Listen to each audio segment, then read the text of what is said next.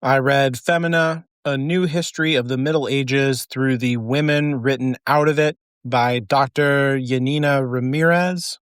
I've read this book before. It is a nonfiction book that is kind of like popular academic work, pop history book. So it's not written in a way that is like purely for academic peer review, is what I mean by that, I guess.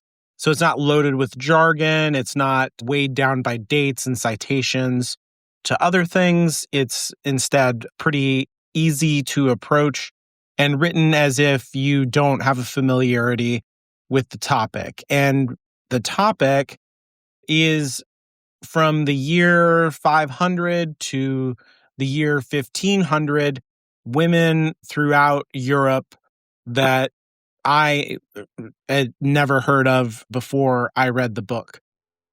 And the kind of context of the lives around those women and why they are significant in European history as a discipline right now, if not, European history writ large. Like, some of the women were more important and impactful in their own time than they're given credit for today. And so there's a kind of work of recovery to understand the context of these women in their own time.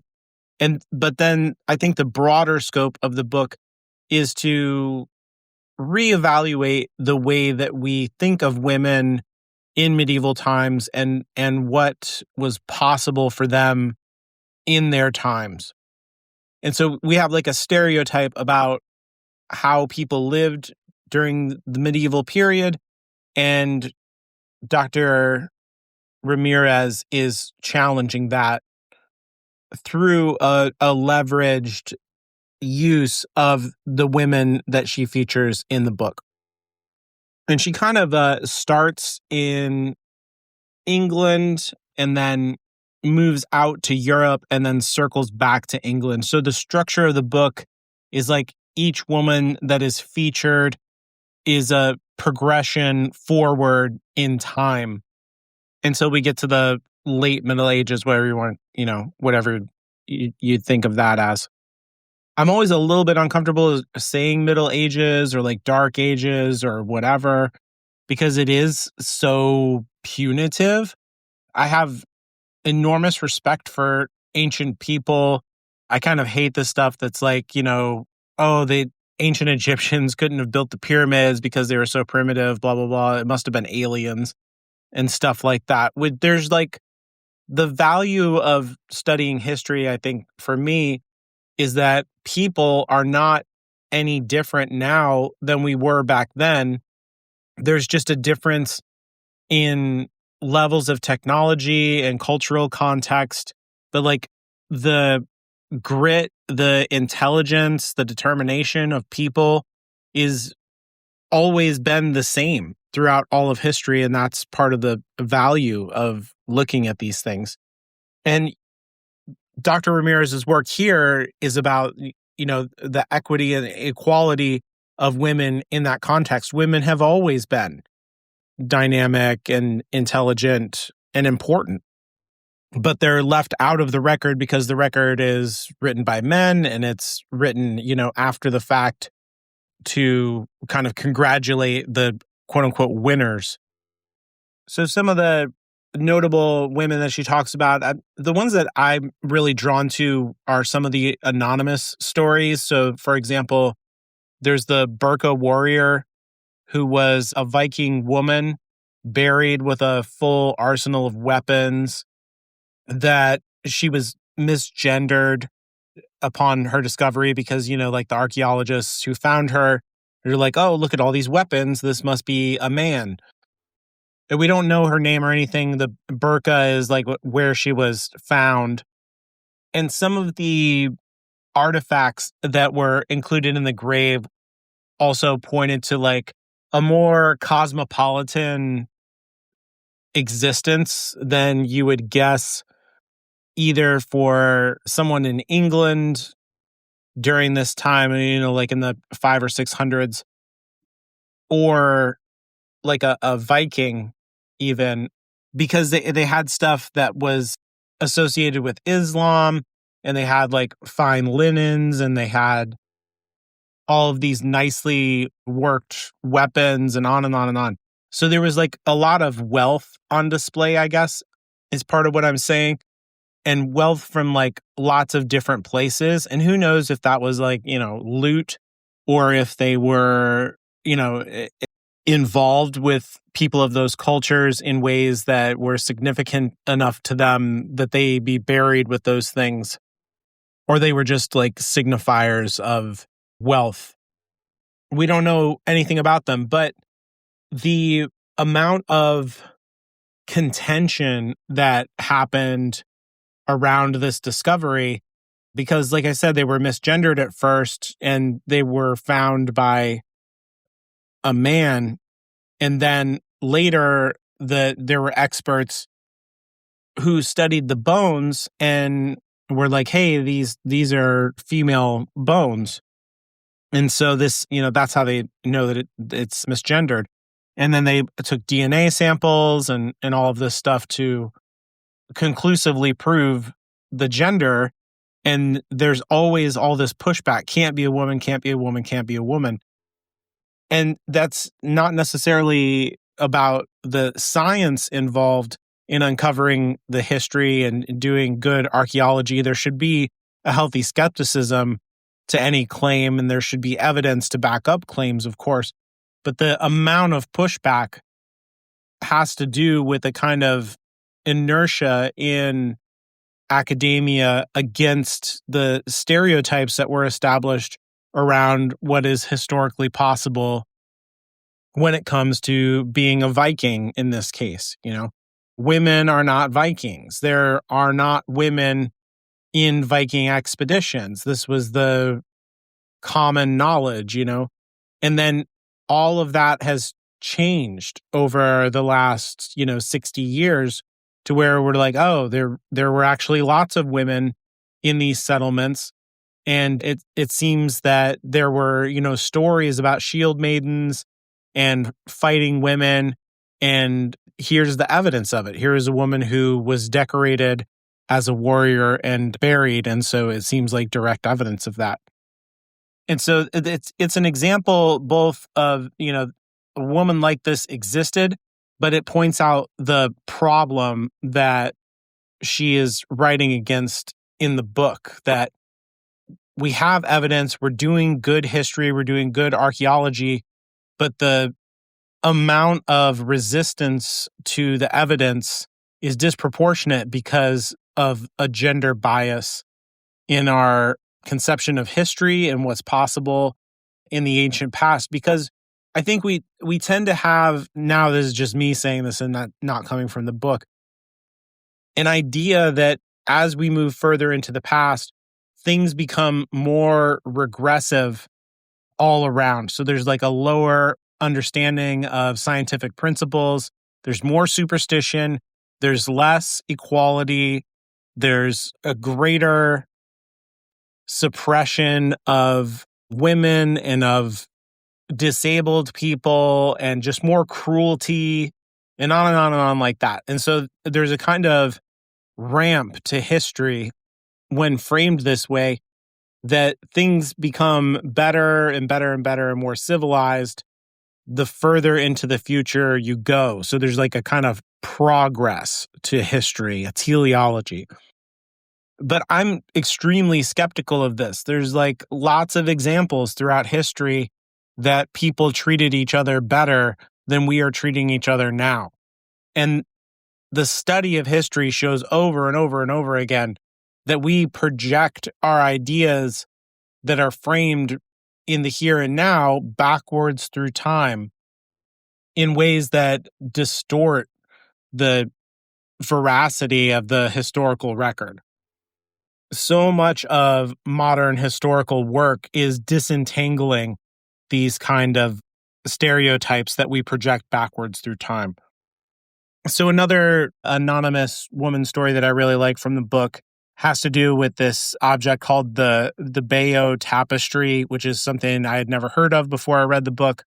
It's in France, I think, if I remember right. And it's like it's not a tapestry. It's like this really big embroidered cloth that depicts the Battle of Hastings. And it does it in a kind of sequential order, like a comic book kind of. And these women who were anonymous and not, we don't know who they were. They didn't put their names on the object or anything like that. And there's no record of who did it that we've been able to find. But they were literally recording history, and there were various stories that sprung up from misunderstandings, misreadings of this tapestry. And so she talks about how the king seems to be like shot in the eye with an arrow in the whole thing. And that became like that's what historians repeated over and over and over again because of this tapestry. But actually it was misunderstood who the king was and how his death happened in the tapestry because of damage that happened to it. And so once it was inspected later, the truth was revealed and they figured out who was who. And so this distortion in the historical record contradicted the reports of the accounts of the battle and like the historians of the time who said how the king died and everything that happened.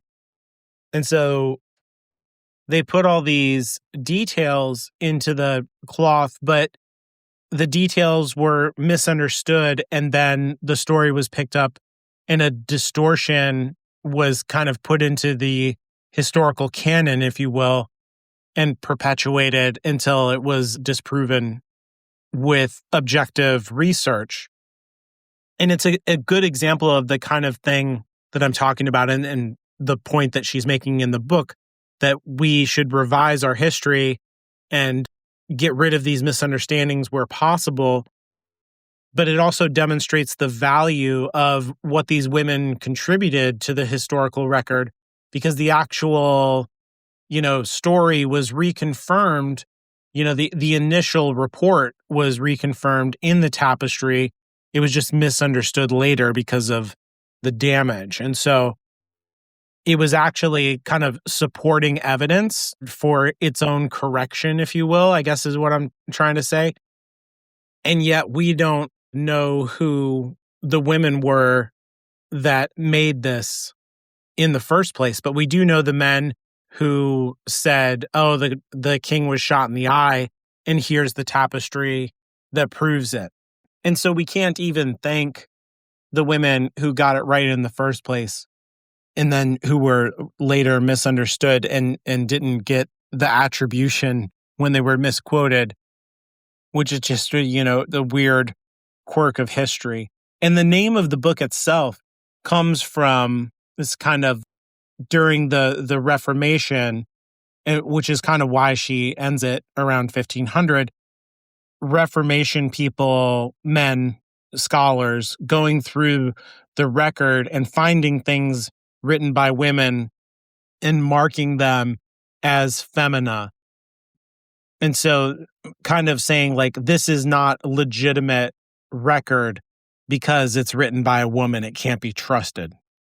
One of my favorite things that she does is a kind of style choice where at the beginning of each part, she says like, welcome to, and then whatever the time and place is. And then she gives a really evocative description of the setting, if you will, of the time and place that she's going to be describing for the woman or women who are the subject of that part.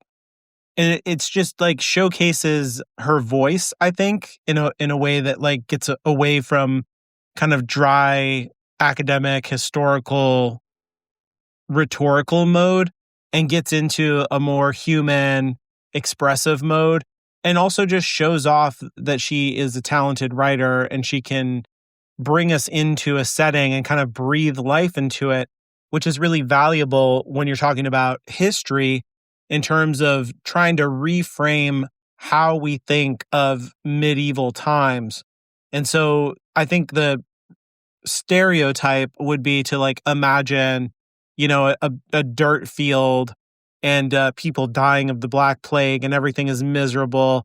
And maybe there's like some nobility there who are eating meat and they're in nice clothes while everybody else looks depressed and miserable, right? It's like she shows a way more diverse setting that has a lot of vibrancy, that has bustling cities, active ports, and then also, like trees and lakes and wildlife and all this stuff that just makes it more real and helps to shake off the stereotypes of the medieval setting. It's just probably my favorite thing stylistically about the book, how each of those sections starts. Probably my favorite named person that she talks about, who is already like quite famous, was Hildegard.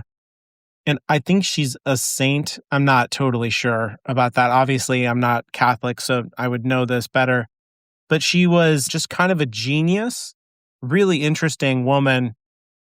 She rose high into the church. She was just kind of like not born into nobility or anything, but brought to the attention of the clergy at a very young age.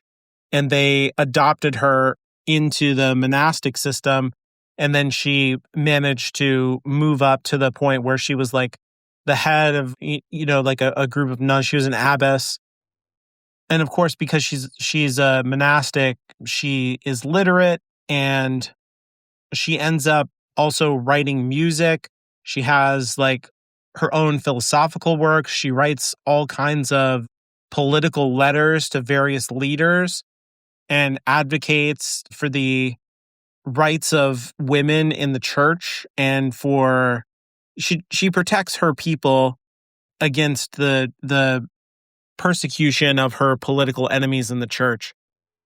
And she writes some really important books. I've never read any of her stuff, but I mean, according to Dr. Ramirez, they're like really essential to understanding intellectual life, especially of nuns in this time period.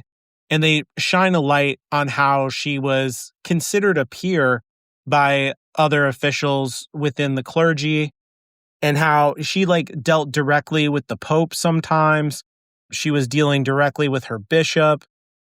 And so you can't fool yourself when you're looking at her stuff that like women didn't have the capabilities or that women were not taken seriously during this time. And the oppression was just so thick and heavy that they never had the opportunity to be equals. That's just not the case. And maybe it's not fair because she is such a genius, obviously. But at the same time, an exceptional person just managed to survive into our own time. And I think it indicates that there were probably many more women who we just don't know about because time erodes the presence of all these women. As the project points out at the beginning, we're saying that, oh, this is Femina, we're going to throw it away or burn it, whatever. You couldn't do that with Hildegard's work because it was too important and taken too seriously by too many people. And so her music still exists to this day. She's still studied. She's one of the people that when I was reading the book for the first time, I was like, oh yeah, I've heard of that person, even if I didn't really know anything about her. And then the other really delightful character, in my opinion, is Marjorie Kemp, who sounds like she would be annoying to be around, but is delightful to read about, if that makes any sense. She commissioned autobiography that she dictated to a scribe, and just like a very brassy person where she was an entrepreneur for most of her life. She was a mother who had 14 children and then kind of like just moved out of her house from her husband and declared that she was a mystic for Christ and that she could hear God speaking to her, and became kind of a celebrity for that and would make pilgrimages and go on all these trips, and people would come to her for advice. And at the same time, she in her autobiography, she talks about all of her struggles that she has with wanting to have sex with all these different men and wanting to have the best food and to be really rich and to have the best things in life, which doesn't come off as very pious. But I don't know, like you read some of the fathers of the church, like Aquinas and stuff, and they talk about some of the same things. So maybe you have to be in touch with your personal shames and learn how to be vulnerable in order to be a mystic. But she also just seemed kind of like a person who really wanted to be famous and important and to matter while also being rich and comfortable. And it led to her having this super interesting life that just happened to get recorded and just happened to get preserved to the point where we could find out about it. And again, she's not like anybody politically important. She's not a queen or a princess or something like that. She's the wife of a merchant who made her own fortune and then became this mystic, but she just happened to squeak through the historical filter, getting rid of the presence of women in this time, and she's become major site of academic study, if you will. And so there are people who devote their academic career to studying her life and the writing and everything. And her voice in the book, that she dictated comes across in a way that it is not typical of the rest of the writing in her time, because she is illiterate and she's not educated in that way. And so you get a very distinctive, almost modern voice from her, which is really interesting, because I think we tend to imagine the past people speaking in a more erudite way, maybe like, kind of Shakespearean, iambic pentameter. But it just shows that people were always people, and they just spoke in conversational ways for all of history, probably. And that there's a bit of an affect when people were taking the trouble to write it down, whatever they needed to say, and they were more flowery with it. But I think part of what's charming about her is that she just puts it out there like it is. She just tells her story, and she's very honest about her desires and also her struggles. She talks about what we would call a postpartum depression or postpartum psychosis that she goes through with her first child. And she has like 14 children. So it would have to be like a very stressful, ancient people had stressful lives, maybe more so than we do today, but they coped with it, and she flourished, and she traveled all over the known world in her time. It's just super interesting how capable people have always been, and the variety of humanity. It's one of the pleasures of reading history, I think, just seeing how exceptional people have always been, as opposed to like reading fiction all the time. Everything has to be like really plausible, but probably the best thing about reading history is that there's all kinds of implausible things that happened, but they really did happen. And so who knows what's going to happen next, in our own history.